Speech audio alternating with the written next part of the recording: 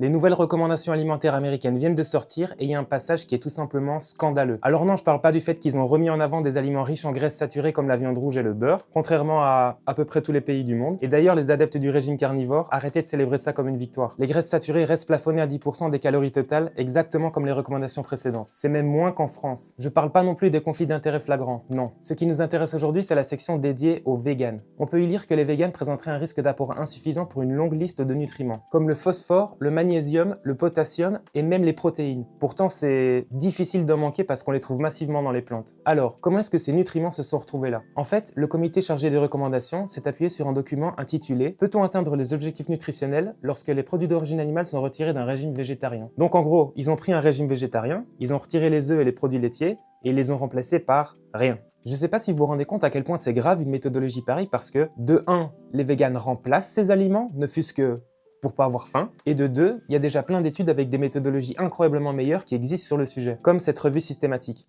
Et si vous êtes curieux, voilà les nutriments à surveiller pour les véganes et pour les omnivores. En réponse aux critiques sur Twitter, un des membres du comité a quand même accepté de reconnaître l'erreur. Et disons-le quand même, il a déclaré avoir demandé une correction. Mais c'est trop tard parce que le mal est déjà fait.